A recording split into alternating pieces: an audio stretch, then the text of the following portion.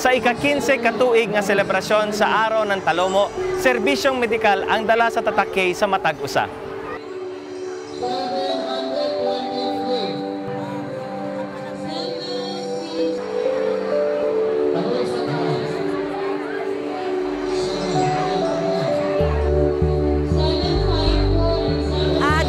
Kung pasalamat kang Congressman Carlo Nograles tungod sa iyang gihata nga tabang sa katawhan diri sa Talomo.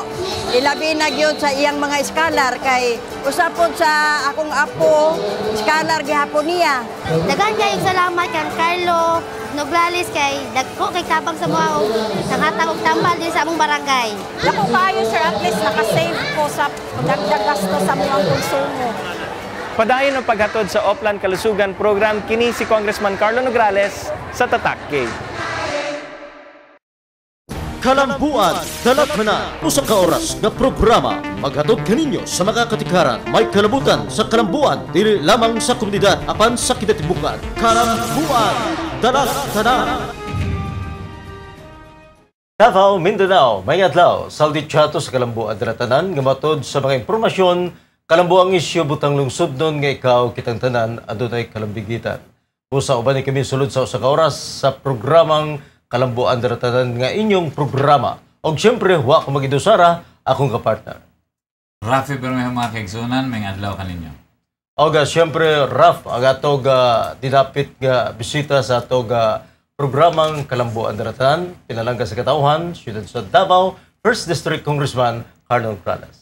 May adlaw kanimo Zaldi, kanimo Rafi, ug sa tanan natong tigtanaw sa atong programang Kalambuan Daratanan may adlaw niya tanan.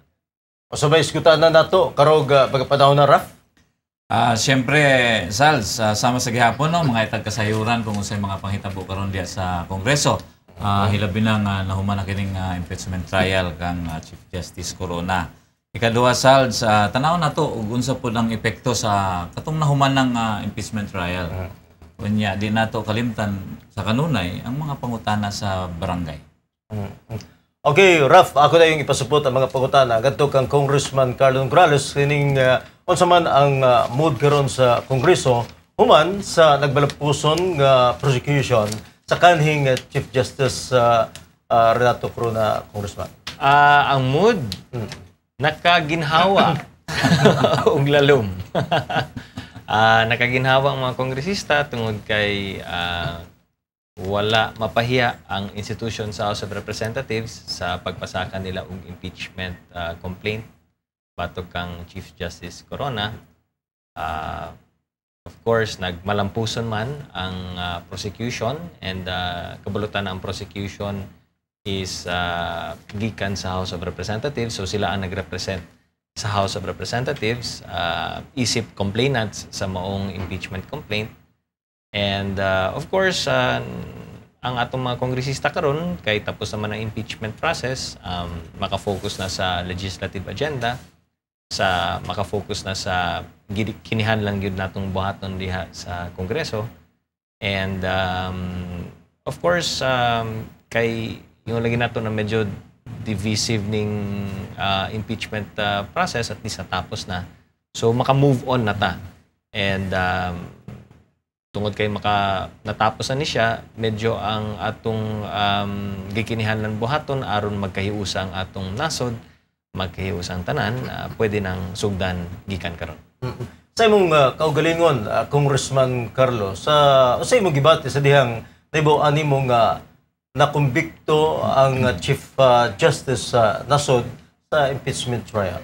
Wala man ta masurpresa, no? Actually, after sa testimonya sa ombudsman and human sa testimonya sa Chief Justice sa iyang depensa, I think ang tanan naman medyo nag-expect na gyud na mao kini ang mahitabo nga outcome. Of course, gihulat lang nato kung unsa ang mahimong pinal nga boto, kung kinsa ang mag-acquit o kinsa ang mag-convict. Pero kadaghanan, nag-expect man gyud na makonvict si Chief Justice Corona, especially after sa iyang testimonya. Gani siguro masulti nato na ang paghusga sa atong mga katawhan, obvious naman kaayo, makita nimo kung unsa ilang mga gibati. Of course, nakahimo na silang desisyon human dito sa pag-testify ni Chief Justice Corona, ug siyempre siguro ang pinaka-crucial ato was the during the kanang perceived na walkout. So human after that kana Martes man to nahitabo, I think daghan ang nakadesisyon, and nahalata man pud nato, medyo mahalata man pud nato na mao pud na ang leaning sa ato mga senators. So it came as no surprise, wala man ta masurpresa sa outcome. And mao lagi na murag gihulat na lang gyud nato kung unsay final na tally, no, unsay final na numero. So I think this is what the people expected. Kung nahitabo ang kung na-acquit to siya, basig daghan ang matingala ug daghan ang masurpresa. Pero kining sa conviction expected man sa tanan. Congressman Carlo, namatngunan o nabantayan ba nimo nga kinahanglan dalion sa Senado ang impeachment trial tungod kay hapit na pud ang bakasyon sa Kongreso? Sama sa akong giingon tung usa ka interview nato, I don't think that was the factor, no, dili man na siya ang rason nga nung gihimo sa Senado ang maong schedule na matud pa ni Senate President Enrile na kinahanglan tapuson before May. I think na-anticipate lang yun nila na wala na laing ebidensya or testigos na pwedeng ipakita ang depensa. Sa ilang calculation, tingali, nahatag naman ang tanang mga ebidensya, nahatag na sa depensa ang tanan pud nilang ebidensya, gani naka-testify na si Chief Justice Corona. So anything else apart from that, medyo dilatory na, pang-dilatar na lang to. Delaying tactics. Kay na may higayon ang Chief Justice or ang depensa na human sa testimonya ni Chief Justice, pwede man pud nilang ipatawag tong mga bank managers para ipakita ang account, aron ipakita ang bank statement, aron ipakita kining nga mga dokumento. Pero unsa pa may lain na pwedeng ipakita sa ato mga bank managers gawas sa nasulti na sa Chief Justice Corona. And dito sa iyang pag-angkon, iyang pag-admit na maugid ni ang iyang bank accounts, 2.3 million in US dollars plus 80 million in pesos.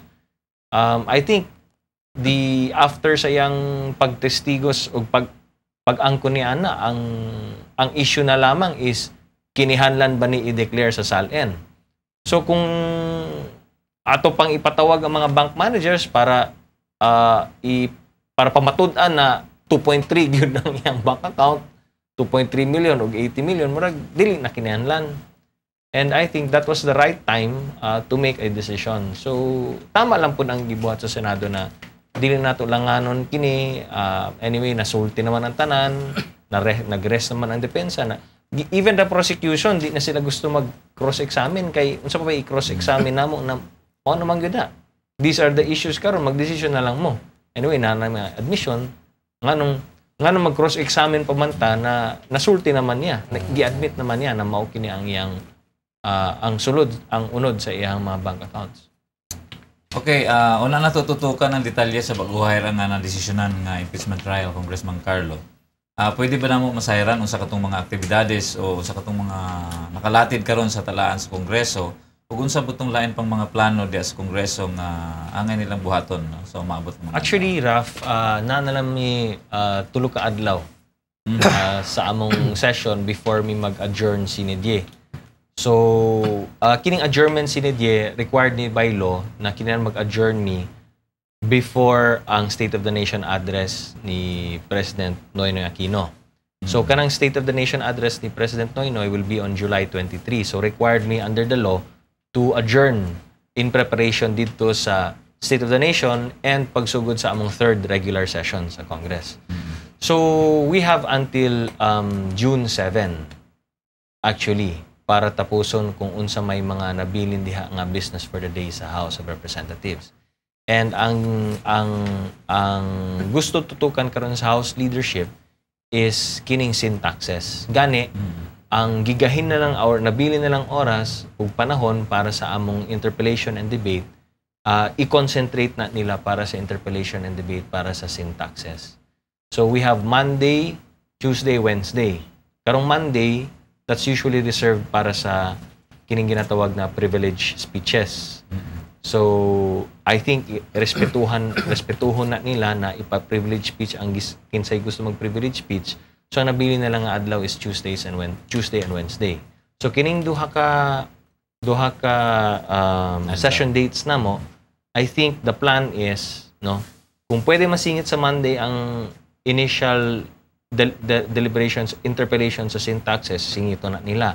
Otherwise, diha mi magsugod sa Tuesday, tapuson ang tanang mga interpellation, and then pagbotohan na namo on second reading. And then on third reading, I think Wednesday will be used para sa third reading. So I think mao na siya ang plano, unless okay lang sa House na maprubahan lang ang sin taxes on second reading, and then i-approve na lang namo on third reading pag balik namo sa July 23. But I think as much as possible, ang alam ko na gusto nilang may tabo is before ang State of the Nation address ni President Noynoy, mapasara namo ang sin taxes bill kay para ma-appeal to niya sa iyahang report, State of the Nation address, sa iyang report sa katawhan. Ato ta sa impeachment trial, Congressman Carlo Nograles, ngayon ba nimo nga makiangayon tong giphigayon nga pagdungog ngano o ganong dili? I think kung due process man ang atong hisgutan or kung ang pangutana is kung natagaan ba og higayon si Chief Justice Corona na makadepensa siyang kaugalingon, I think ang tanang pamaagi o procedure for due process and hearing nahatag man sa atong Chief Justice. And ang pinaka-proheba nato diha is the mere fact nga nakatestigo siya, na naka-adto siya sa witness stand, na nasulti niya ang tanan-tanan sa iyang gibati, ang tanan-tanan niyang depensa, ang tanan-tanan niyang gustong isulti. Gani, this is the first time na ako nakadungog sa akong experience sa isip abogado, ako nakadungog nga ang usa ka testigo pinaagi sa iyahang opening statement, nasulti niya ang tanan na walay question and answer gikan sa abogado. So gipasagdan lang si Chief Justice Corona na isulti o risaysay niya ang tanan-tanan, ang tibok nga istorya o ang tanan niyang ebidensya na paggawas niya pinaagi siyang ginatawag na opening statement nga gi-adapt karon sa depensa isip mao na ni ang testimonya sa among testigo. Kay kasagaran ang procedure gyud diha is mag-elicit og answer ang abogado pinaagi sa pagpangutana. And sa pagpangutana nimo, syempre bawal ang mga leading question, bawal ang misleading question, maka-oppose pa ang pikas nga kampo. Kung naa may mga pangutana diha na dili ayon sa nakabutang sa atong balaod in terms of eliciting answers sa witness. Pero ipasagdan siya, isulti niya ang tanan. So wala na yung mga pangutana, di po nakapangutana ang prosecution. So diha na tumakita na kung unsa may higayon o unsa may pamaagi na gusto sa Chief Justice na masulti niya ang tanan-tanan, gihatag man sa iya. And so I think in terms of due process and hearing, nahatagan siya og kining tanan. And even more than that, na ayon sa nakabutang sa atong balaod. So gitagaan siya og dako kayong liway para lamang na dili siya makareklamo na ingon ana. Siguro ang pinaka pangutana na lang or issue nga nabilin, well, during that time nga nabilin was kining pagpasaka sa impeachment complaint which ang reklamo lagi is haphazard ang pagkabuhat, wala siya gitagaan og higayon na makadepensa dito sa pagpangita og probable cause sa House of Representatives, na biglaan na lang gipapirma ang mauna ang question na ang pagpirma or ang pagpasaka sa articles of impeachment, wala niya gisunod kung unsa ang dapat nga proseso, which is tagaan pud og due process and hearing ang akusado na depensa niya ang iyang kaugalingon before makapangita or before ma-desisyonan na dunay probable cause. Pero kana tanan na cure tungod kay gisubmit niya ang iyang kaugalingon sa jurisdiction sa korte, and ngadto siya sa witness stand. So sa pagtestigo siya sa witness stand, kung unsa may question sa jurisdiction, na-erase tong tanan. Kay under the law, if you really question the jurisdiction of the court, then you have to raise it on the first instance, and dapat dili nimo isubmit ang imong kaugalingon sa jurisdiction sa korte. But the fact na saka siya dito sa witness stand not only once but twice, Recognize niya. gi-recognize yung jurisdiction. So all kining mga ginatawag na procedural lapses or mga questions on procedure and due process, tanan na erase because nisugot man siya. Muadto sa witness stand, nag-take out siya, sugot siya na mohatag siya sa iyang storya, and misugot po siya na pangutanon siya og clarificatory questions sa mga senator judges. So, erase ang tanang mga doubt. Kining matud pa sa ubang membro sa depensa nga pwede pa kuno nga babali ang conviction ni sa Chief Justice pinagi sa pag-apila nini. Isip usa ka abogado, usay imong ikasulti o muuyon ka ba sa mong panultiyon? Actually, that's never been tested. Never pa na or wala pa tay nakitang jurisprudence or decision sa Korte Suprema regarding ni ana tungod kay this is the first time na nagkaroon kita og impeachment na natapos gyud hantod sa katapusan. Kaya ang uban mga impeachment complaints na ay nagkaroon og revolution, ang isa nag-resign. Kini ang first time na nagkaroon kitag impeachment process na natapos nato hantod sa pinaka pagdesisyon sa atong mga senator judges. So never nato na testingan kini kung pwede bang isaka kana sa Supreme Court, na by jurisdiction ng Supreme Court na i-reverse ang decision sa atong impeachment court. But I suspect na kung mauna siya, kung isaka man na or ugaling ipasaka man na sa Supreme Court, I think they should dismiss it. Kay kining proseso sa impeachment manggod is actually maulagi na ginaingon nila sui generis, a class on its own. It's a political process. It's not a criminal proceeding. It's not an administrative proceeding. It is not a civil proceeding. But it is a political proceeding wherein ang mga senator judges isip mga representante sa katauhan, ang tao mismo ang nagbuot o sila ang naningog pinaagi sa tingog sa atong mga senator judges. That's what we call a political process. So, asa pa ba nimo isaka ka na nakasulti naman, nakatingog naman ang katauhan. So wala nay mas taas pa diha kundi ang tingog sa katauhan, kay kining tanan gikan man ni sa atong gahom sa katauhan. So ang nagrepresentar ni ana is ang senator judges. Ug isip representante sa katauhan, kinsa pa ba mas labaw sa katauhan? Ang Ginoo. Alangan man isaka nato diha sa Ginoo. Dismiss na sa Ginoo kay So jurisdiction. di man na pwede. So kung tingog kini sa tao, kung tingog kini sa katauhan, kung isa ka na nimo sa Supreme Court, mura ba o ginasulti nato na mas taas ang tingog sa atong mga mahistrado sa Supreme Court kaysa sa tingog sa katauhan? Kung kini usa ka administrative proceeding, civil proceeding, and criminal proceeding, naaman klaro man ang atong balaod na ang pinaka-final na arbiter ni ana, ang pinaka-final na huwes or mahistrado ni ana is ang Supreme Court. Nakabutang na sa atong Constitution, nakabutang na sa atong mga balaod, ug kining mga balaod ug ang Constitution gikan man pud ni sa tao. Gikan man pud ni sa gihimo man nato ning mga balaod pinaagi sa isip mga representante sa katawhan ug kini pod ang tingog sa katawhan. So mao na ang proseso na atong ginasunod.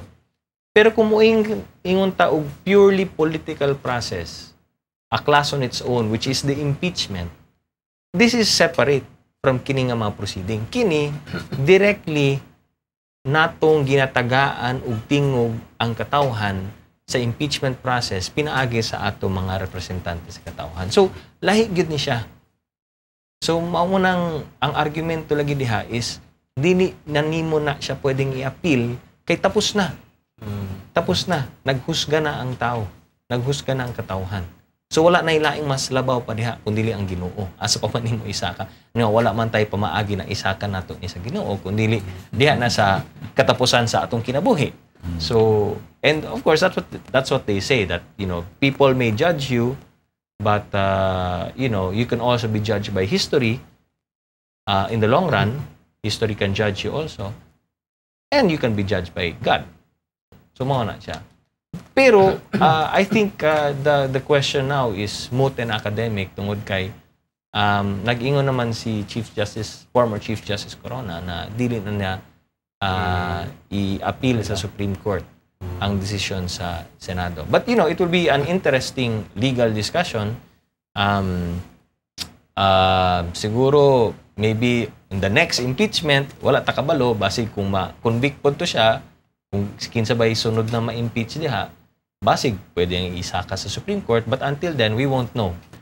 Speculation lang yung tanan. Okay, gingon man to ni retired o dating as Justice Cuevas nga wala gipakita nga law or balaod nga magsulti nga dili pwede nga pilar. Wala man. And wala pa man makadesisyon pod ang Supreme Court kay this is the first time na mao niya nahitabo. So wala po tay basis. So the law is silent, although if you look at the history of impeachment, mauna siya ang this is the policy and this is the purpose of impeachment. So for me, I don't think na pwede pa nimong i-appeal ang decision sa impeachment court. Okay, alang sa kasayuran sa yanong katawhan, Congressman Carlo, unsa ba ang silot karon sa Chief Justice human sa iyahang konbiksyon? Pwede ba siya makulgos prisuhan tungod nini? Dili. Klaro kaayo ang nakabutang sa atong constitution na ang silot lamang sa impeachment is removal from office and absolute disqualification from holding any public office. In other words, mawala lang ka sa imong katungdanan, sa imong position, o bawal ka nang makakuha og any public position from here on.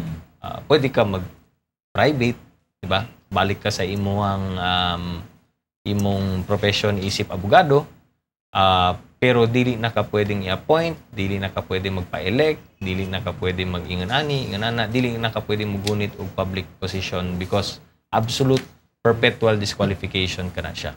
Pero ang silot dili imprisonment. Kay sama sa akong gingon, this is an impeachment proceeding, dili ni siya criminal proceeding.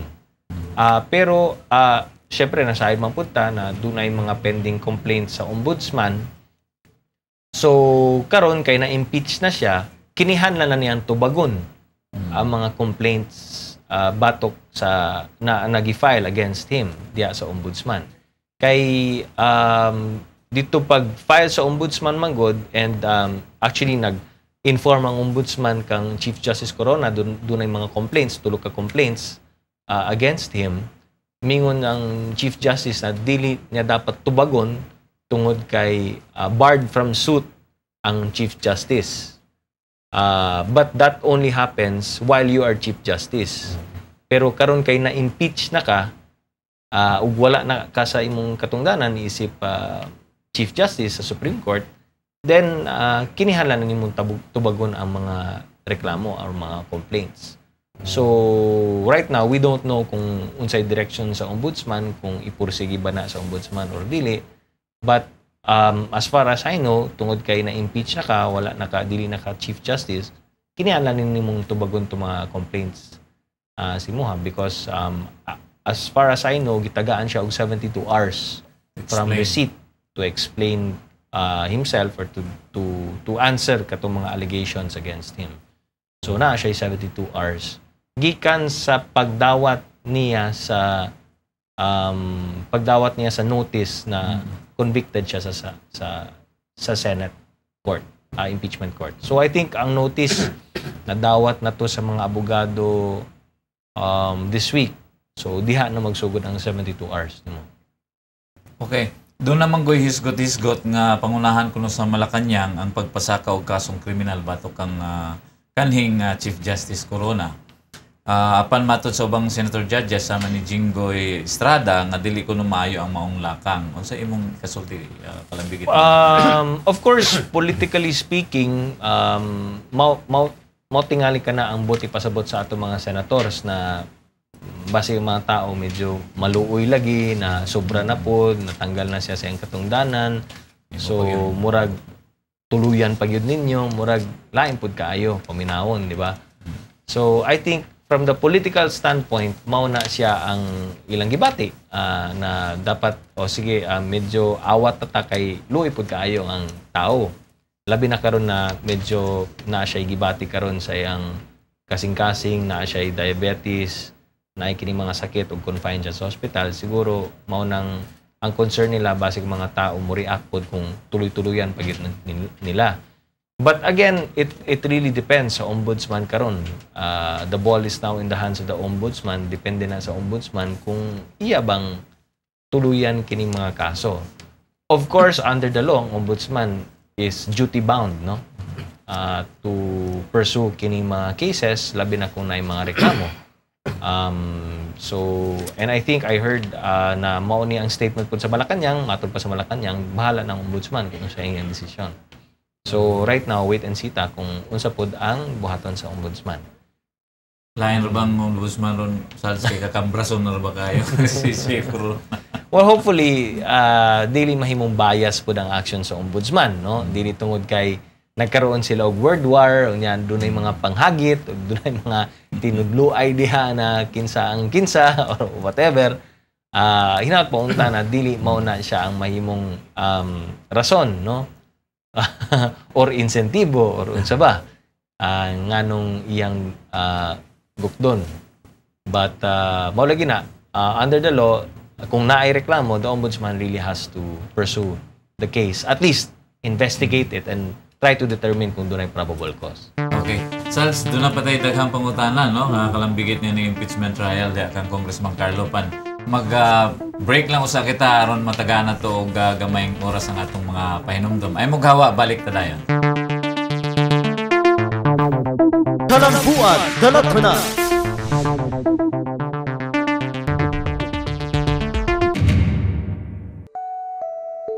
Sa ika-15 katuig nga selebrasyon sa Araw ng Talomo, serbisyong medikal ang dala sa Tatak K sa matag usa.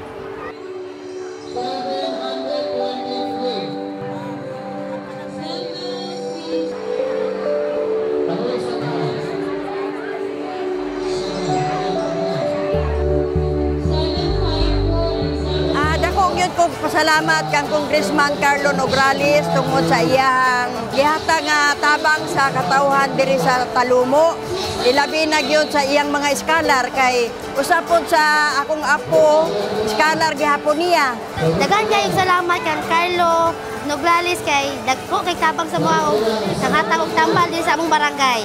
Dako kayo sir, at least nakasave ko sa dagdag gasto sa mga konsumo. Padayon ang paghatod sa Oplan Kalusugan Program kini si Congressman Carlo Nograles sa Tatak K. Kalambuan, Dalatana. Balik ta sa atong programa ang Kalambuan Dalatanan. Saldi atong hisgutan pagbalik atong mga nabiyaan atong mga pangutana kang Congressman Carlo. Kini naglambigit sa atong baguhay ra naman nga impeachment trial. Congressman Carlo Nograles, kinadahom na ba nimo daan nga makumbikto gayod ang Chief Justice?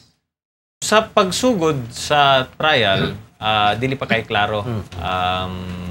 Of course, ginaobserbahan nato ang mga ebidensya, ginaobserbahan po nato ang mga cross-examination, ang mga objection sa depensa. So sa pagsugod, dili pa kaayo klaro kung asa mo panig ang mga senators.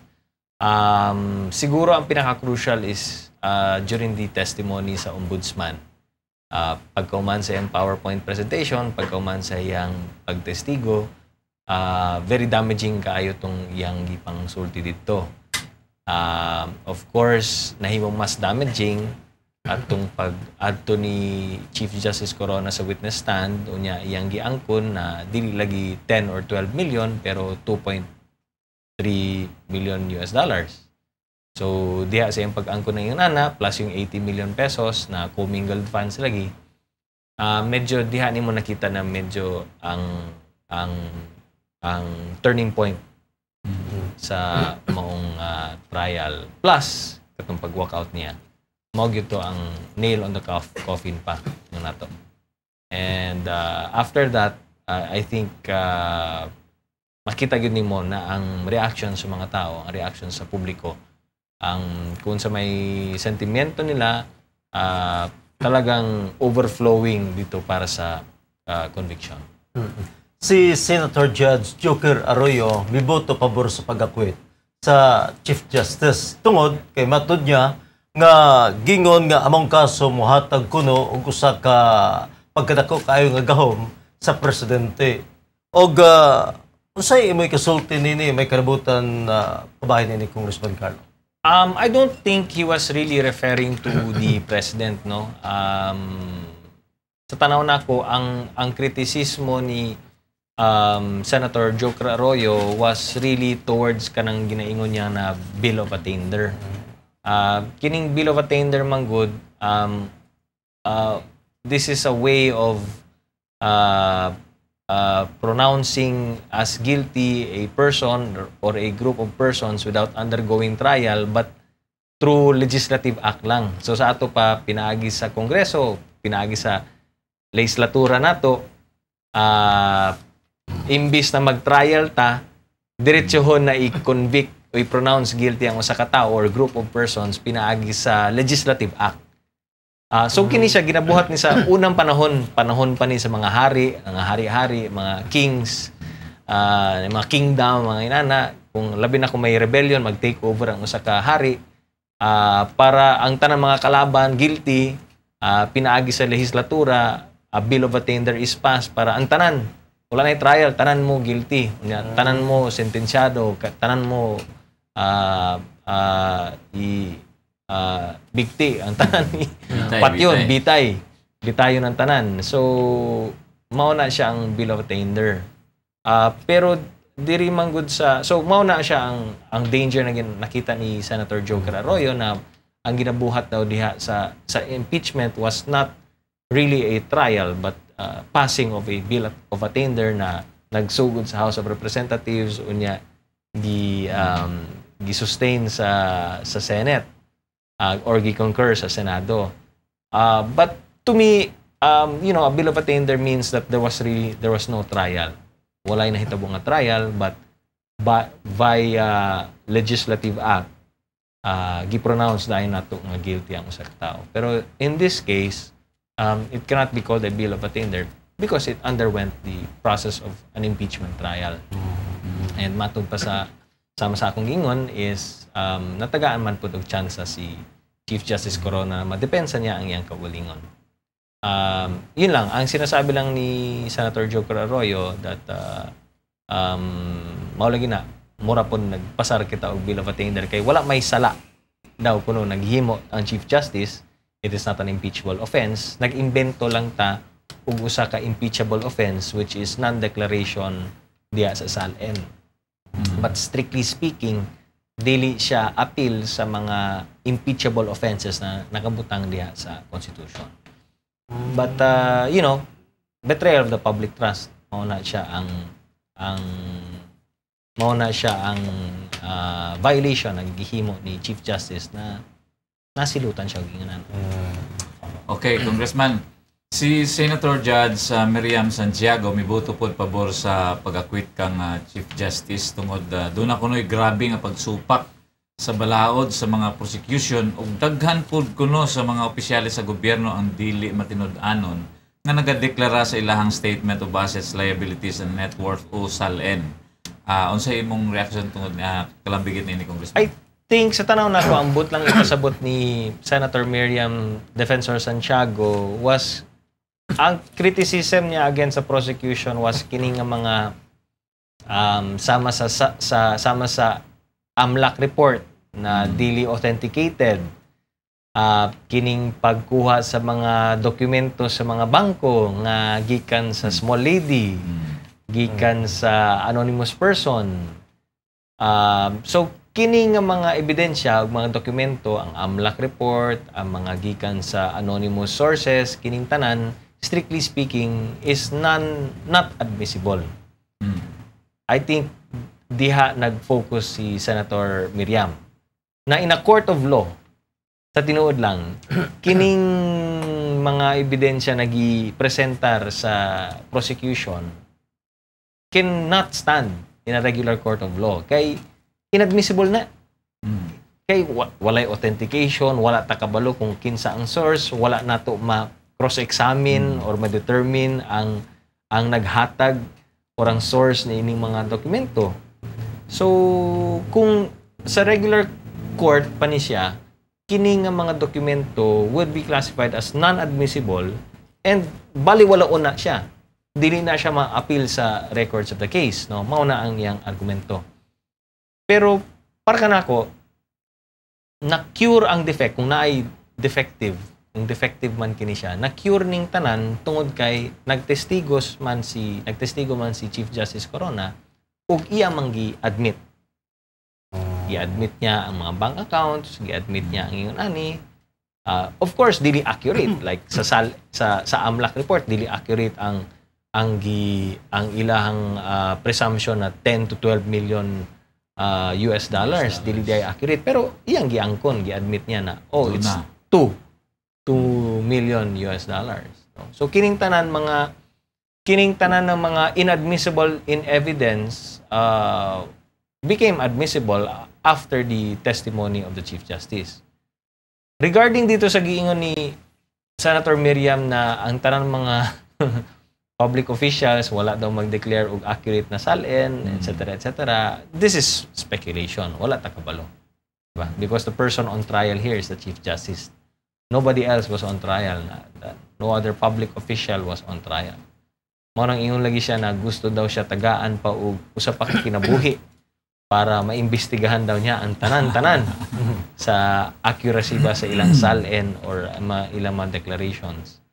But again, these are all speculation. We just assume na dili tanan mga public officials, ang tanan mga public officials daw kuno dili accurate ang ilang salin, etc., etc. But again, it is what it is. Mao na ang decision sa korte. So, and it's only the Chief Justice that was on trial here, and the Senate, sitting as an impeachment court, had only to judge the Chief Justice.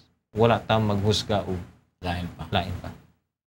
Okay. Si Senator Judge Bongbong Marcos miboto usab pabor sa pag-acquit kang or sa Chief Justice tungod sa iya kunong nakita nga dili sakto ang mga ebidensya para makumbikto ang usa ka Chief Justice. Unsa po ang imong reaction ni Congressman? Ang argument naman ni Senator Bongbong Marcos has to do with kining conflict, no? Ang conflict regarding sa SALN law versus ang conflict sa katong Foreign Currency Deposits Act na balaod. And sa conflict, tungod kay wala takabalo ang sa interpretasyon sa foreign currency na absolute confidentiality versus ang SALN law which says na dapat i-declare nimo ang tanan nimong assets, na ay pwedeng i-interpret na to ang absolute confidentiality. Human, wala pa may final.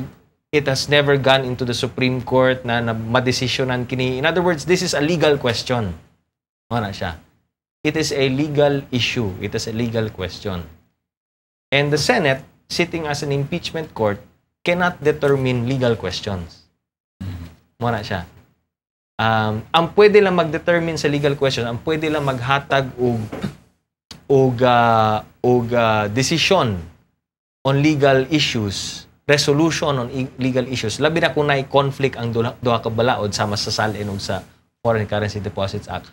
Ang dunalay otoridad na magresolba og mga legal issues is ang Supreme Court. Now, the Senate sitting as an impeachment court is not capable. Wala siya'y kapasidad, wala siya'y kapabilidad nga magdesisyon og legal issue. So, dili siya makadesisyon kung unsa ba'y mas labaw dinhi ang foreign currency deposits law ba or ang SALN law. Unsa ba'y interpretation nato sa absolute confidentiality. Which is tama pod ang argumento ni Senator Bongbong. So, tungod kay walay kakayahan ang impeachment court na magdesisyon kung asa ba diri unsa ba ang pag-harmonize nato ani, unsa ba nato ang unsa ba mas labaw nga balaod ani, unsa ba dapat mas ang unsa ba interpretation nato ani. The point is, tungod kay dili makadesisyon ang impeachment court, then we have to presume good faith. Mao na siya yang argumento. That the Chief Justice relied on good faith sa iyang interpretation sa absolute confidentiality clause sa foreign currency deposits law. And matod pa ni Senator Bongbong, it cannot be considered an impeachable offense kung nag-rely ang Chief Justice on good faith. Mao na siya. Because kung impeachable offense, kinihanlan either kanang culpable violation of the Constitution or betrayal of the public trust. Diri man nahulog ang kaso ni Chief Justice Corona. Culpable violation of the Constitution and betrayal of the public trust.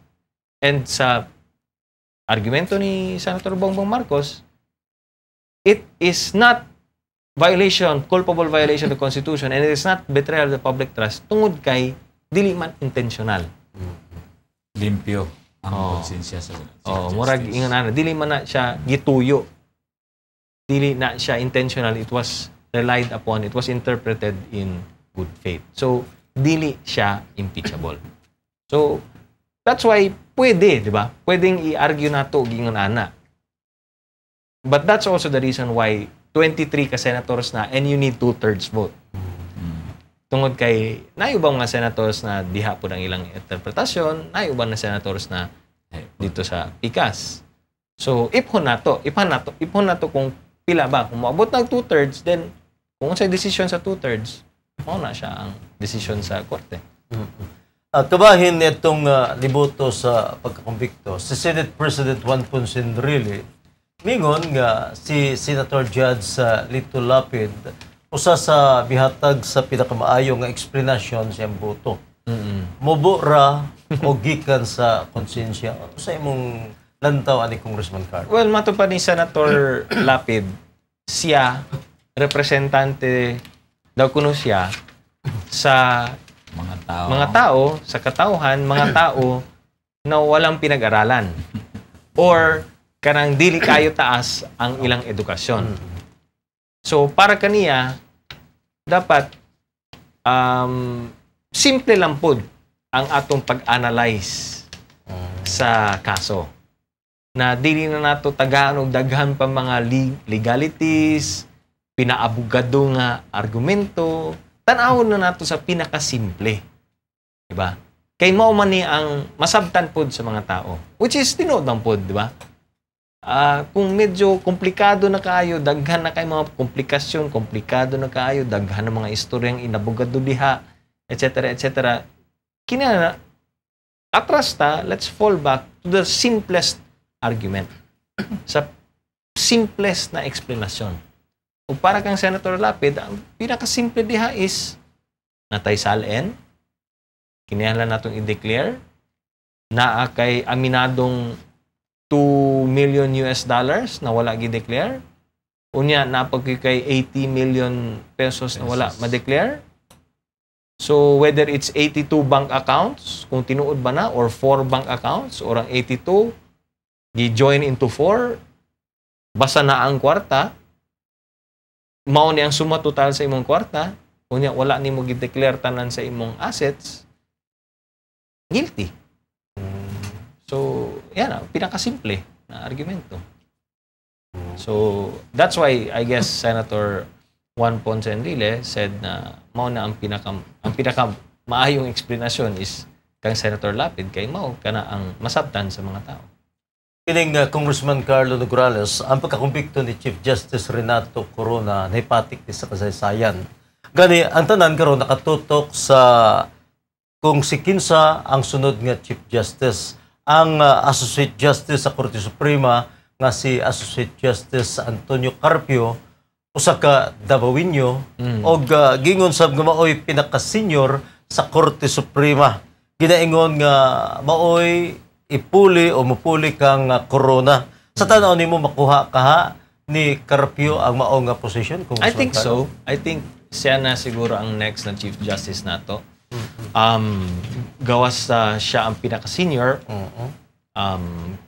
kwalipikado sab, and kabalo man punta na during the time na bakante ang Chief Justice position, it was a toss-up between Corona and Carpio. Either one of the two would have been the next Chief Justice. So, gipili man si Corona, naturally, ang number 2 option was Carpio. And dili tungod kay bias ta kay Davaoenyo, di ba? Pero he's highly qualified. Ang tanang speculation sa tanan is si Carpio na ang next Chief Justice. Siya karon ang acting Chief Justice. Nangutana ka ganiya kung siya na yun ba? No, he's still in an acting capacity because he still needs to be appointed by the President. Moagi pa na sa proseso. Kinahanglan i-appoint pa siya sa Presidente para mahimog siya ang Chief Justice. But right now, he's acting Chief Justice. So, by all indications, I think siya ang musunod na Chief Justice sa Supreme Court. Okay. Ang pangalan ni Senator Franklin Drilon milutaw po nga pwedeng mamahimong Chief Justice sa usap po lang imo ikasulti ka lang. Intriga na lang siguro na siya. Actually, itubag naman si Senator Drilon na dili siya interesado. So, I think gipangunahan lang siguro na sa intriga tungod kay tingali siya ang pinaka-vocal dito sa impeachment court against kay Corona. So, siguro dala ang intriga na siya ang next Chief Justice. But again, he already mentioned that he's not interested. Gusto niya lang niya tapuson ang iyahang termino isip senador. Ihara da ito sa mga sulsultan salts. Okay. Alang sa kasayuran niya itong mga dili kayo kabisado no, sa issue sa pamaagi sa pagpili og Chief Justice, Congressman Carlo. Ginaon sa ba pagpili ang usa ka Chief Justice? Well, una sa tanan, kinahanglan a vacancy has to be declared. So, I would think ang vacancy sa Chief Justice magsugod sa pagdawat sa Chief Justice, former Chief Justice Corona sa notice na impeached na siya, na convicted na siya sa impeachment court. So, diha magsugod ang vacancy. I think i-announce ang vacancy. Then after the announcement of the vacancy, then i-open up sa Judicial and Bar Council i-open up nila ang applications for the position of Chief Justice and nominations for the position of Chief Justice. So, yeah, magsugod ang pag-apply, paghatag ng application, papers, and then ang Judicial and Bar Council or JBC will now screen ang mga applicants and then moagi ka na siya interview process and screening process. After which, the JBC will come up with a short list of 3 nominees, tulo lang. And then, out of the 3 nominees, diha na magpili si President Noynoy Aquino kung kinsa sa tulo ang i-appoint niya as Chief Justice. But this he has to do within 90 days. 90 days. So, within 90 days, which I think is August of this year, kinihanglan mag-appoint na siya sa bagong Chief Justice. Okay. Congressman Carlo Nograles, ang Chief Justice ba moagi pa sa Commission on Appointments para ma-confirm? Dili na. Di na ba? Kay nakabutang sa baod nato that the appointment needs no confirmation.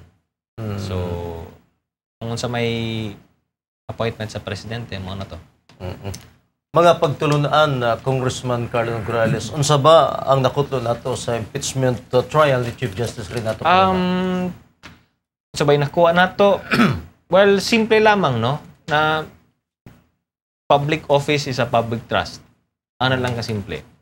Kining katungdanan nimo sa gobyerno bisan unsa ka taas or unsa ka mubo, kining katungdanan nimo temporaryo lamang, gihatag ka na sa katawhan, representante ka sa katawhan. So bisan Chief Justice ka, Senate President ka, or any public position is ang imong gahom nagikan sa katawhan. Diba? Gahom nimo gikan na sa katawhan. Hatag na sa katawhan. Aging tungod sa ilang kumpiyansa sa imo, tungod sa ilang pagsalig kanimo. So kung mawala na ang pagsalig o kumpiyansa sa tao, then pwede po na nilang bawion.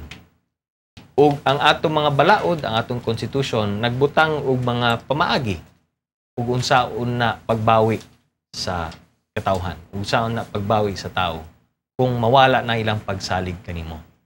So ang impeachment process is one way of removing a public official na wala na pagsalig, na wala na pagsalig mga tao.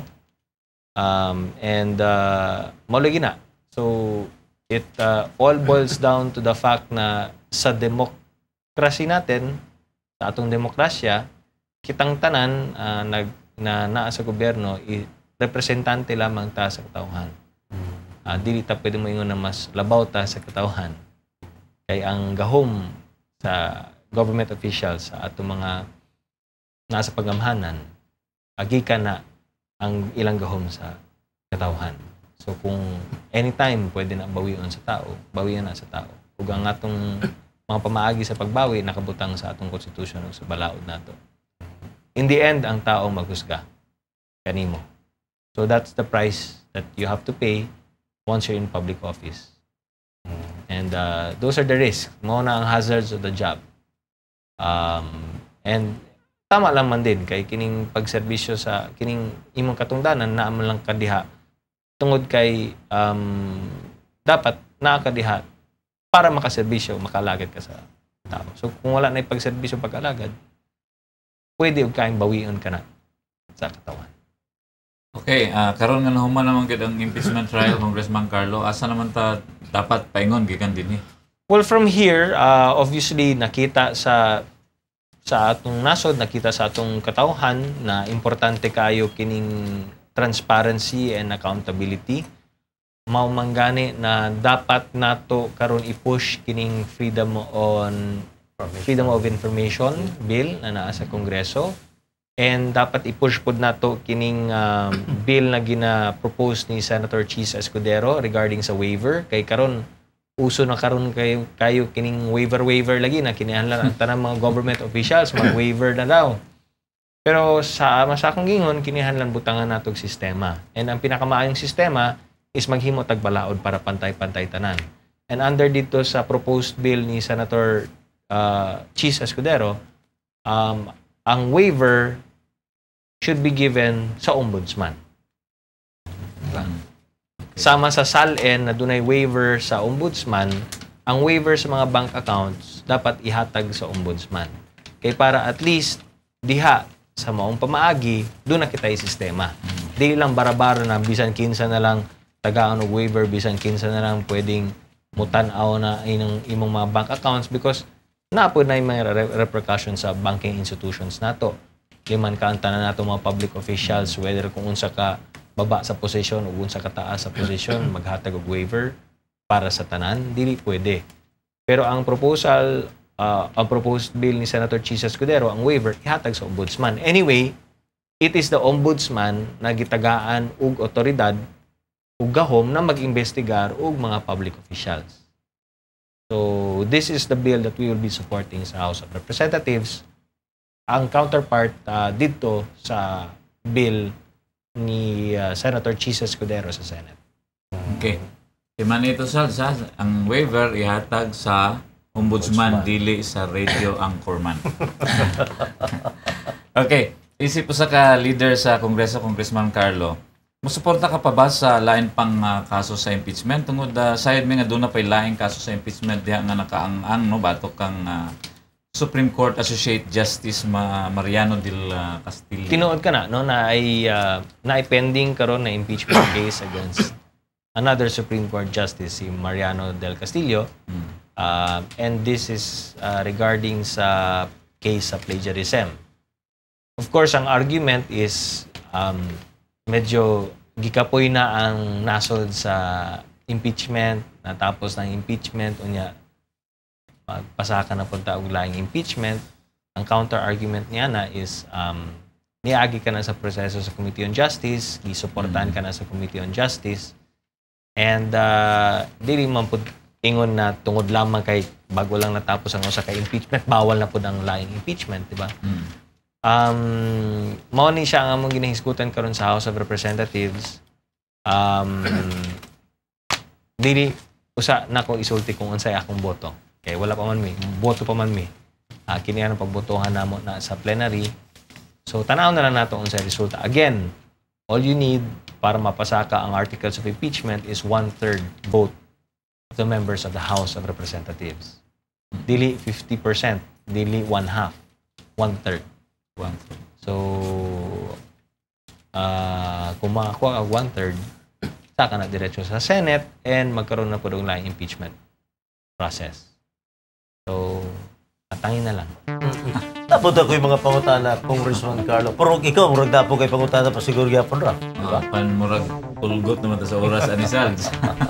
Okay, siyempre, atong tagaan ng gigayon, pasikaduta pa ikapuno, ang atong Congressman sa unang distrito para sa katawan, para sa atong televiewers, Congressman Carlo Nograles. Yes, natapos naman ang impeachment proceeding, natapos ang impeachment trial, doon na na'y desisyon ang impeachment court. Obviously, convicted ang atong Chief Justice, so magkaroon na po bagong Chief Justice soon, no? Within a span of 90 days.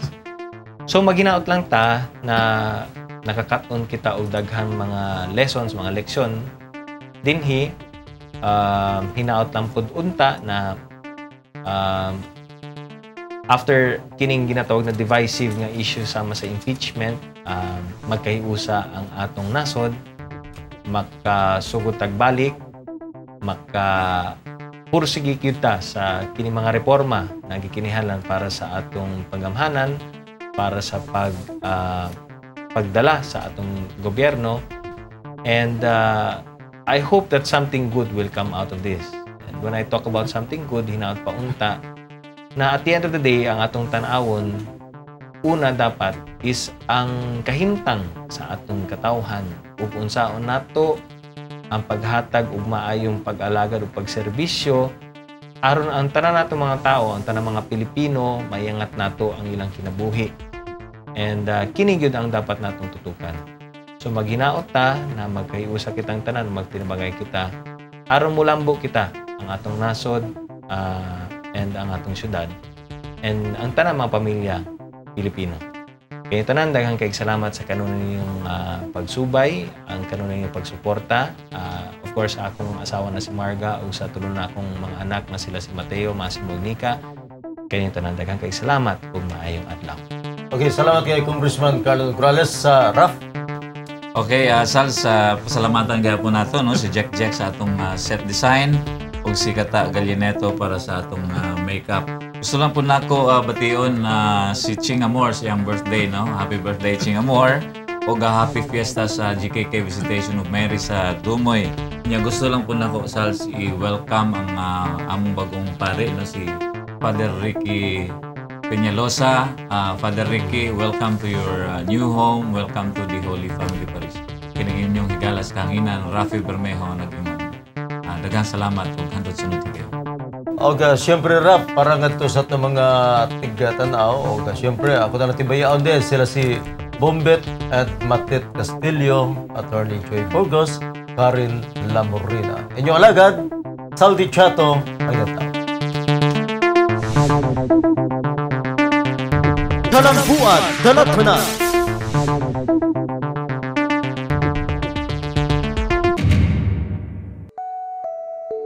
Sa ika-15 katuig nga selebrasyon sa Araw ng Talomo, serbisyong medikal ang dala sa tatakey sa matag usa.